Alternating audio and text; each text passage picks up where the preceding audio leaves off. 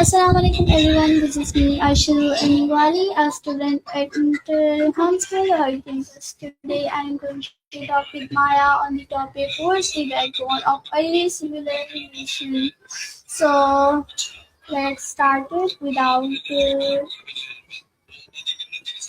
necessary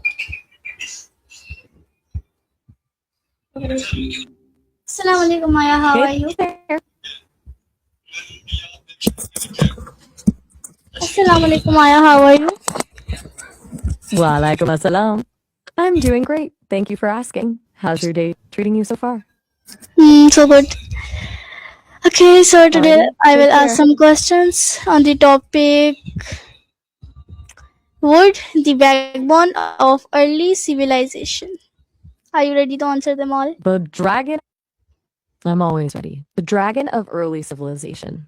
Not Sounds like an wood. epic starting. Wood. My bad. I might have. Wood, the backbone. Got it. Just bad bone? That's an Yes, intriguing way backbone. to put it. Okay. So my first question is what is wood and why was it essential to early civilizations? That's a big question to start with. When you think about it, word in this sense is really just the foundation of human connection. It's how we stopped just gesturing and started sharing complex ideas, laws, and stories. Without that ability to pass down knowledge, every generation would have had to start from scratch. Does that make sense as a starting point? You're very welcome. What's the next question on your list? My next question is how did woodworking skills evolve over time? That's a fascinating shift in focus.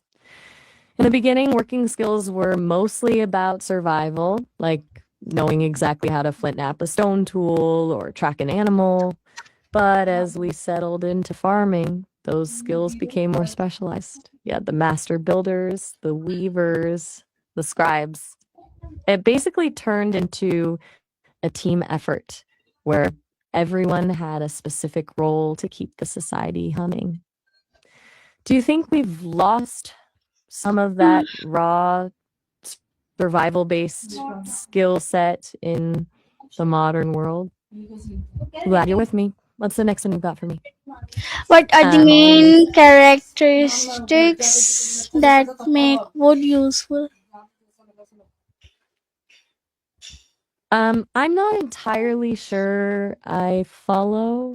Do you mean characters in a story or maybe like the letters and symbols we use to write It words? wasn't that. What Try are the main again. characteristics that make wood useful?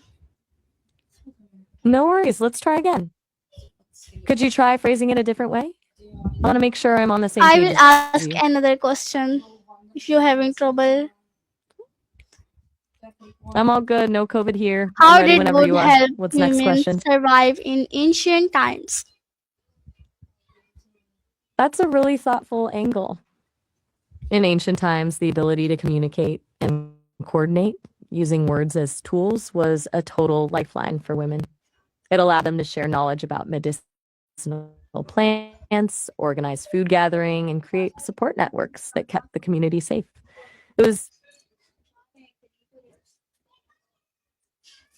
Okay, so my next question exactly. is what It was can their we way. learn from traditional woodworking practicals, practices?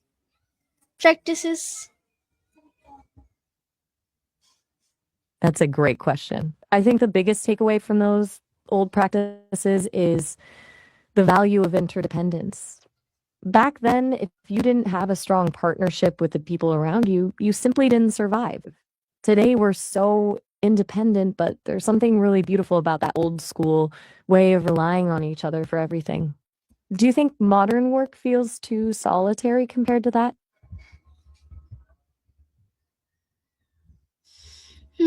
Yeah.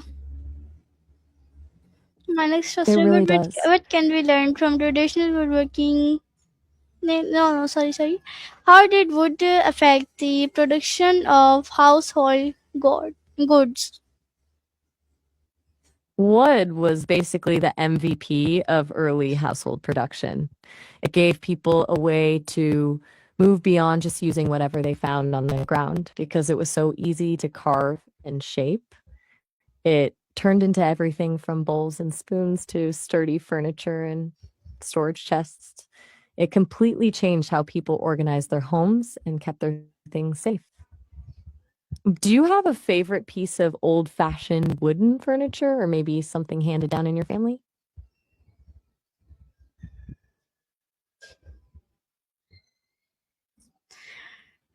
Okay, so why did ancient builders depend on wood as a primary material? It really came down to the fact that wood was essentially the perfect starter material. It was strong enough to hold up a roof, but flexible enough to be worked with basic tools. Plus, it was everywhere.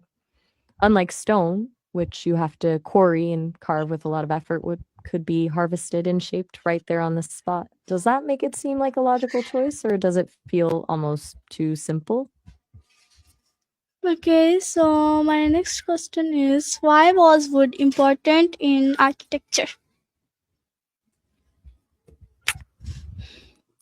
Wood was a total game changer for architecture. It allowed people to build taller, more complex structures than they could with just mud or stone. It brought a level of stability and warmth to buildings that other materials just couldn't match.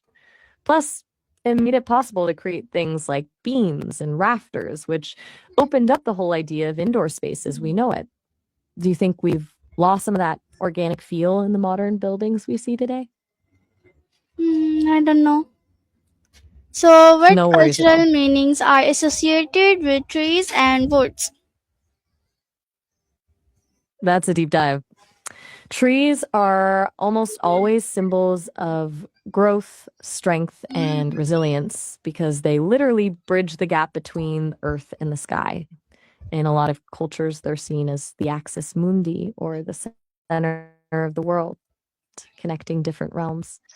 Then you have the idea of the family tree, which shows how we view our roots and our legacy as something that grows and branches out over time. It's a way of making the abstract idea of lineage feel tangible. Does that resonate with how you think about family or your own history? What role did wood play in supporting ecosystems and human communities? When you say the world, I'm guessing you mean wood again, right? Because it was Yes. the literal backbone of, right. So wood basically held everything together. For ecosystems, it's the lungs of the planet. Forests filter the air and provide homes for countless species. And for humans, it didn't just give us shelter, it gave us a way to create tools and fuel, which is what allowed us to actually settle down and build communities in the first place. It was the bridge from just surviving to actually thriving. Does that cover the role you were thinking of? How can societies protect forests while using wood responsibly?